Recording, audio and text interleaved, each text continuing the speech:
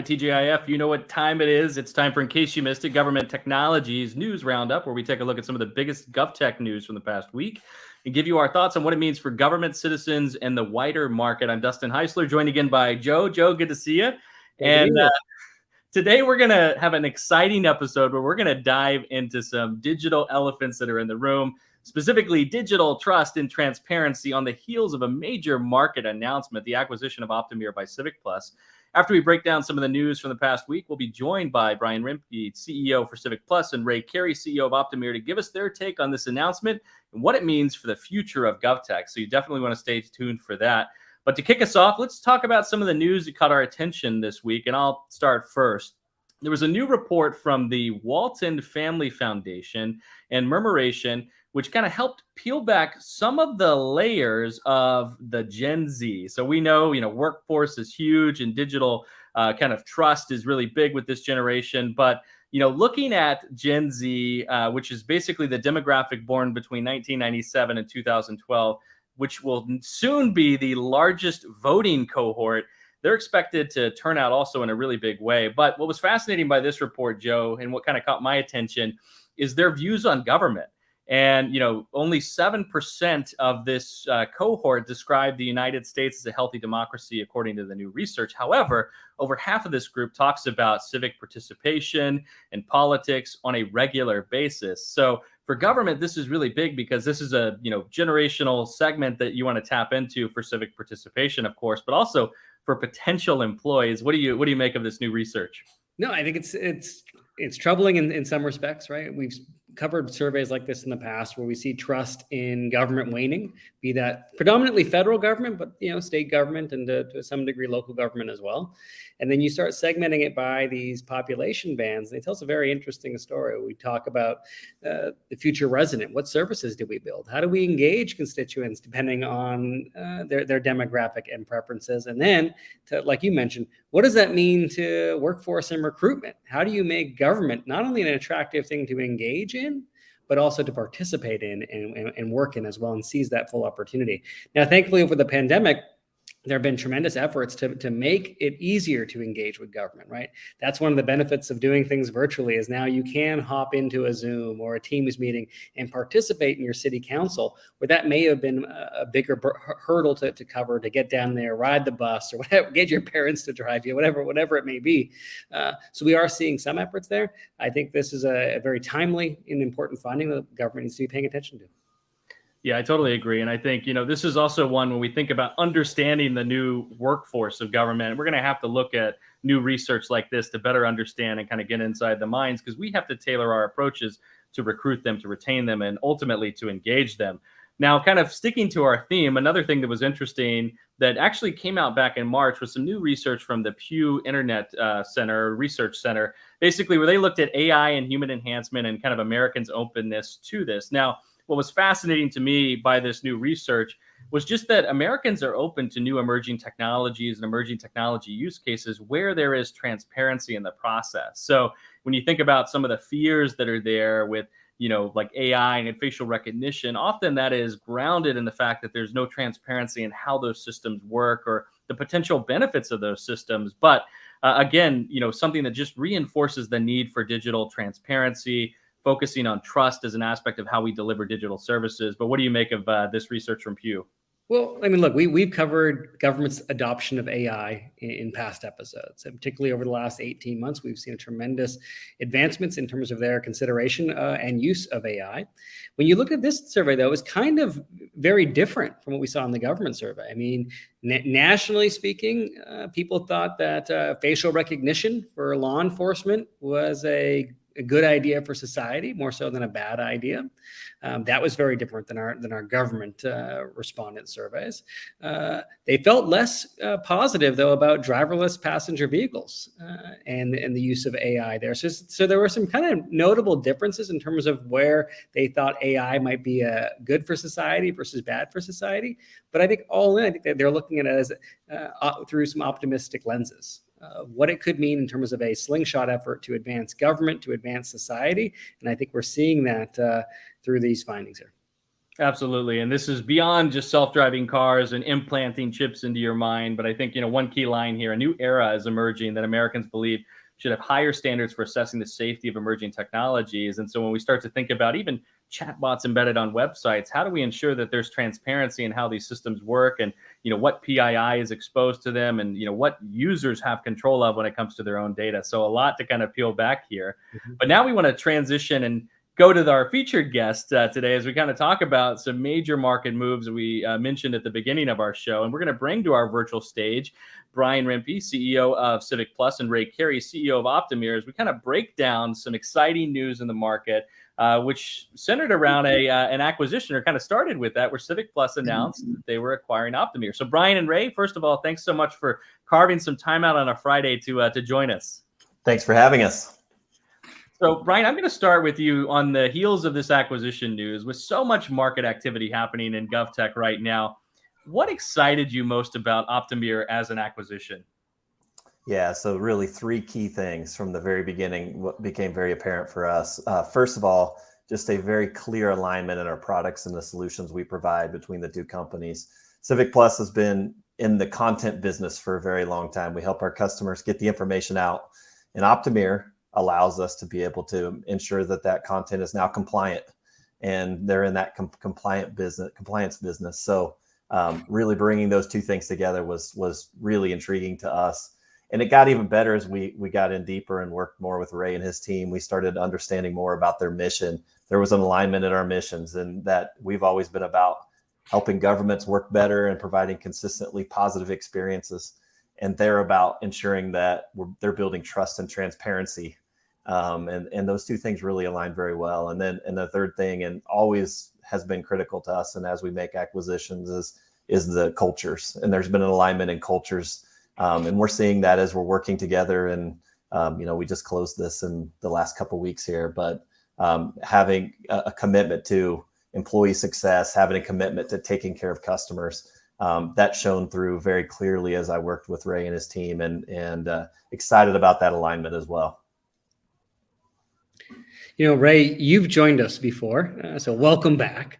Thank you. And on the last episode, you talked about the power of digital tools to build trust with constituents. So I'm sure that earlier findings that we were just talking about probably interested you to a high degree. But maybe before we dive in, you could kind of remind our audience about the work that you've been doing in the market to help build trust and increase accessibility through your brands. Yeah, I'll answer that. But first, I'll tell you just what you were talking about before around Gen Zs and interacting with government. One of the things we've done at Optimere is a lot in social. And I was talking to a school superintendent the other day, and he a funny quote. He says, you could hide a dead body in the email of an under 30-year-old. And so, because people communicate on social. So, there's a lot changing afoot as the demographics in government change. But you asked me really about building trust, right? Building trust and transparency. And our customers are government communicators, and government communicators are different. They are different than a regular communicator. You and I can say what we want. We have a right to edit and delete our history, but government communicators are on the permanent record. They will produce a record of everything they said.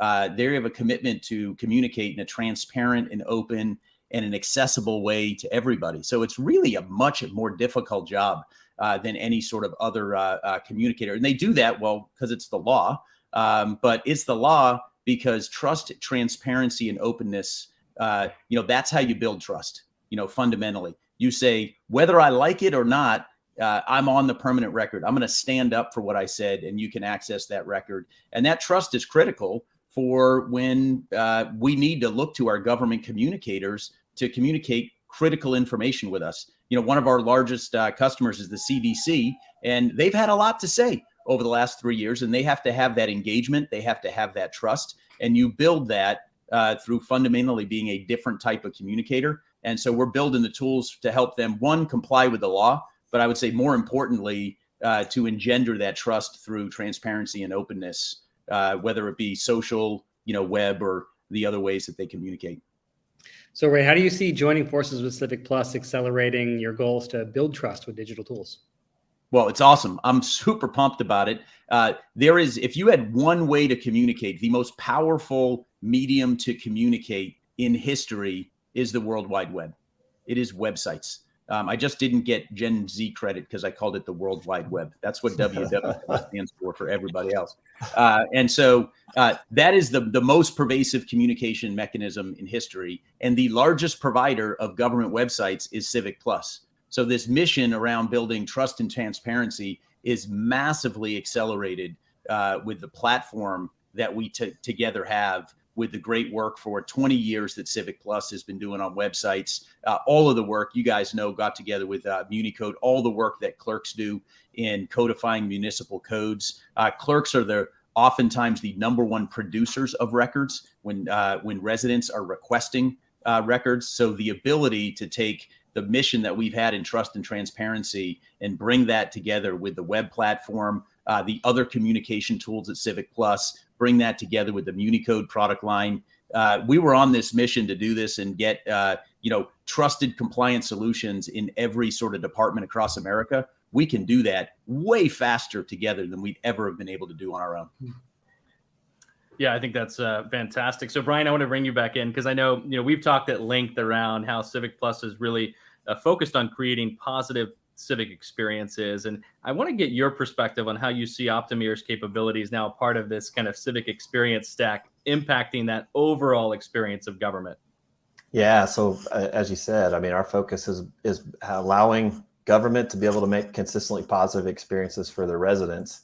And when you think about what Optimere brings, they bring the ability to ensure that every time that communication happens, that residents can trust that it's going to be compliant and that they are going to be transparent. And basically I'm getting the information I need as a resident, and not to mention that it also is going to be inclusive. So folks that are inaccessible. So folks that maybe have impairments or anything that might keep them from being able to be able to understand whatever it is that they're supposed to be able to get information for. Optimere is helping us ensuring that that's the case and that they'll be able to get the information they need. So does this get us closer to the elusive one-stop shop that we've been talking about for a long time? I know, you've got a civic experience platform that in essence is that. Maybe you could describe kind of what you think of that and if that gets us closer to that one-stop shop. Absolutely. I mean, so first of all, to describe what we're talking about when we talk about the civic experience platform, really it's about making sure, as we've talked about a couple of times already, just making sure that every experience that a resident has with government is a positive experience, that they can get what they need when they need it. It's in one place. It's frictionless and it's personal to me as a resident, that it understands that. I mean, something as simple as having to have multiple logins to do the things that I need to do with government. You have one login, right? So that's what we're building, and that's our focus overall. In terms of how Optimere helps us, it really kind of fills the gaps we just talked about, is to make sure that all the things that we're doing, all those interactions, continue to be transparent, continue to be accessible, and are compliant. Yeah, I think it's really easy to be reactive, if you're a government agency, and to, do what's legally required. So, kind of leaning into this proactive nature that you're talking about, I think is a key aspect of building trust. So I want to kind of stay on this thread for a moment, because everyone in our market is talking about platform. You've got government talking about platform, you've got industry talking about platform. So I'd love, we've got two CEOs that are CEOs of, in essence, platform companies now joining forces. So share a little bit about how you're approaching this platform dynamic for your government customers, and maybe what they should consider, with a platform themselves. Sure. So I'll just start with just kind of the bigger problem we're trying to solve, which is we see that, unfortunately, there's a perception that government is behind the times, is outdated, is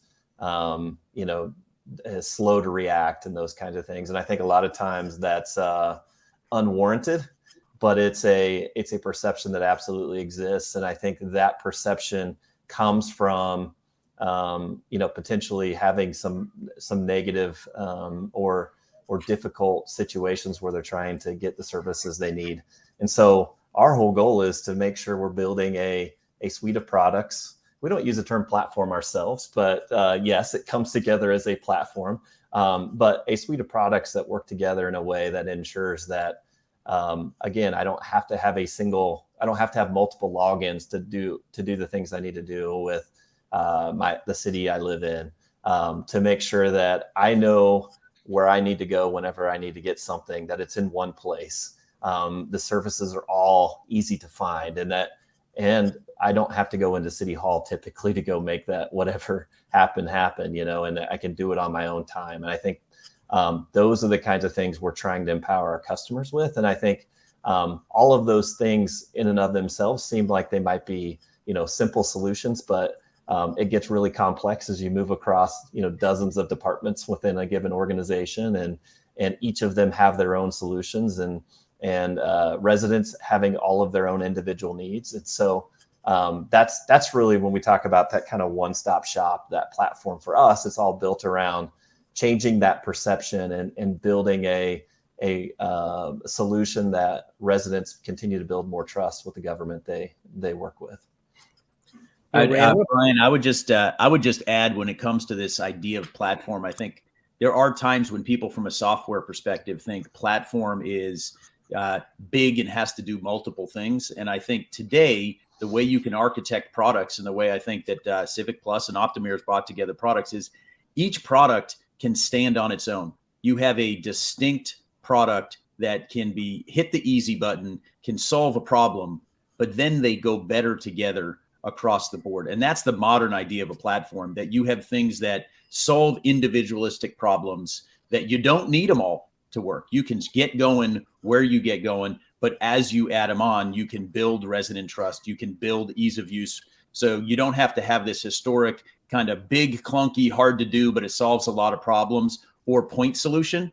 I think there's the ability, really, with the way backends are built and the way you can do API integrations and microservices, to have that best of both worlds, where something stands on its own, has distinct value, but goes better when you put it into a suite, as Brian said, or in a platform altogether. So I think technology is allowing that to happen today in a different way than it might have been point solution versus platform historically.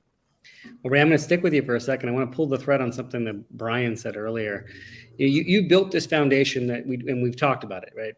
On accessibility, on trust. But Brian also mentioned, the legal requirements and compliance earlier. Why do you think it's so important for agencies to have that foundation or that platform that helps them navigate those compliance challenges? And then I guess the follow-on to that is, do you see any legislation, federal, state, that will make this even more critical as we start to look ahead? Yeah, I would say we really start, before we talk about legislation and laws, with how do you get excellent at communication? What's the right way to communicate? What is excellent? I've never met a government communicator. Well, there was one guy, we'll leave that aside, but that wants to build inaccessible content. Everybody wants to build accessible content. Nobody wants to be fast and loose with customer data and customer privacy data with cookies and other things. But it's really hard to do. These rules and regulations change really quickly. If you look at just the American Disabilities Act, there are multiple different levels of compliance. Large websites have hundreds of contributors adding content, daily. So it's really, really complex. So the will's already there, totally separate from the law, to be fully accessible, fully transparent, and do excellence in communications. So we really kind of start at that level. Usually when we start worrying about laws, that's how we find money, because the litigation landscape, if you're not following these laws, can be really, really costly to a public agency or a city. And so you got the American Disabilities Act, of course. You have data privacy laws across Europe. Our products are in Europe and Australia, I think in 17 or 18 different countries. But GDPR-like laws already exist in California. They already exist in Vermont. I do believe there'll be federal legislation in the next couple of years around how you treat consumer data. But the California laws pretty much governed how people work across the web in the US already anyway, given how pervasive it is. And so, but really we're talking to folks around the money part, is around how to avoid litigation, how to ensure that you are compliant. But there's really a broader story around excellence in communication that we focus on. I'd say kind of no one's above the law. That's probably the wrong statement, but like, what's behind the law? Why is there an American Disabilities Act? Why is there the Consumer Privacy Act in California? Why is there a GDPR? And we try to focus at that level to try to get not just straight to compliance, but really to get you to excellence in communication. So Ray, I'm going to tag a follow on to that because I think, when we talk about compliance and legislation, sometimes, you look at the 19,000 cities that are out there, the vast majority of them are smaller, and they may think, that's not for us. We're not going to get sued. No one's worried about compliance. They're only going after the big cities, the big counties. Tell us a little bit about why this is such an important topic for everybody, even those mid-size and small jurisdictions. Yeah, I mean, I'd start with, because it's the right thing to do. You have people in your community that need to know something maybe mundane coming up the 4th of July parade.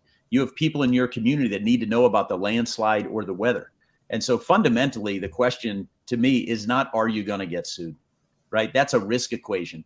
Nobody says, well, you know what? I'm not going to keep birth certificates or death certificates because somebody may not. No one's asked for a death certificate in my county for a while. So we're just going to stop keeping them.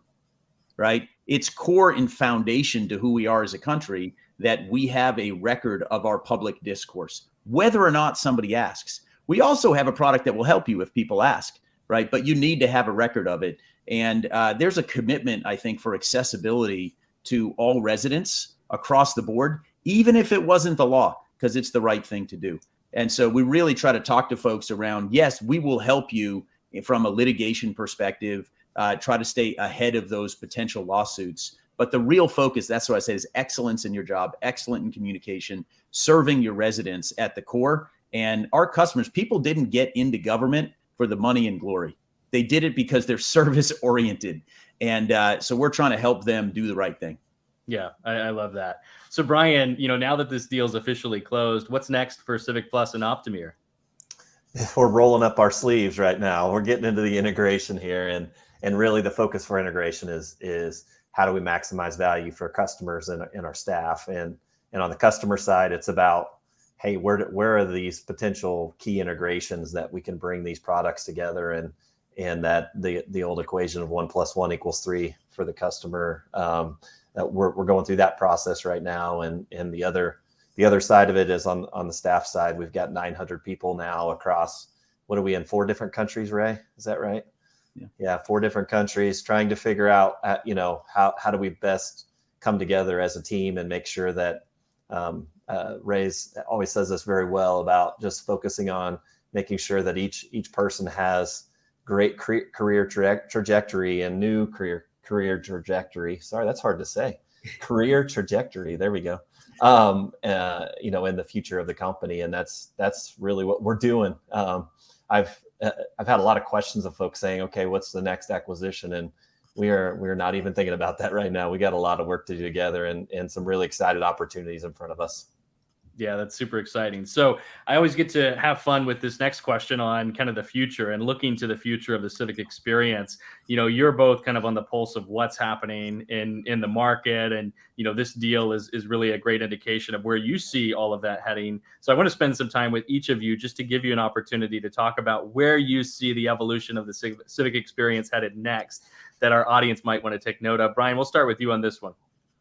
First thing I'd say is customer adoption. I think, and I've heard you all talk about this as well, but we're just seeing continually increasing focus of investing in technology to solve problems that used to be manual or had to come into City Hall for. And so I think we're continuing to see that excitement and that interest from our customers. I think some of the limitations that have existed before have now kind of been taken away a little bit, and some of the budget limitations with federal funding that's come in, and also just understanding that, hey, we can do it in a different way. It doesn't have to be the expectation that you have to come into City Hall to get this work done.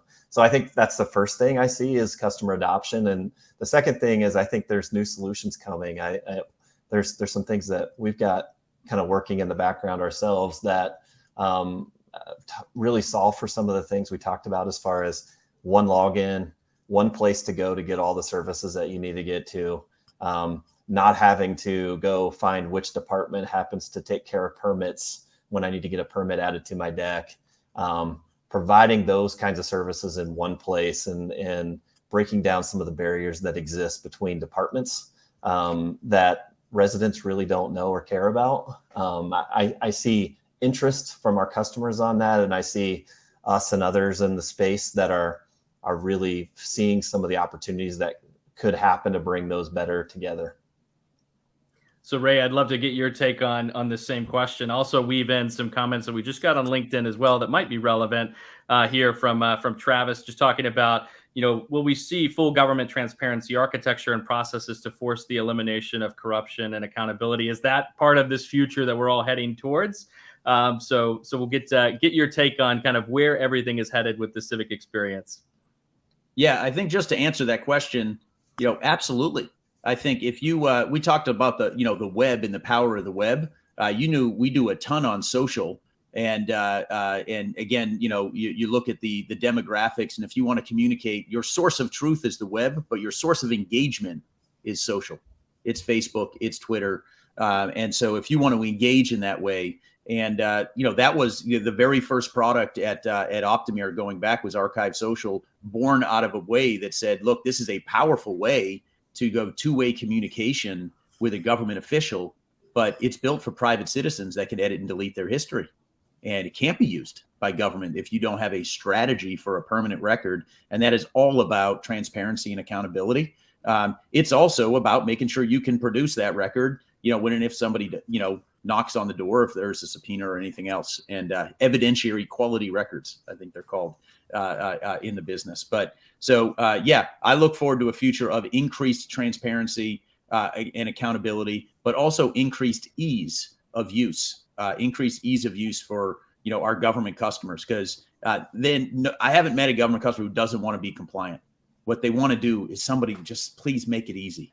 Please make it easy. These things are moving really fast. And I do think that's the main thing that I would leave with the civic experience. What's going to change is the pace.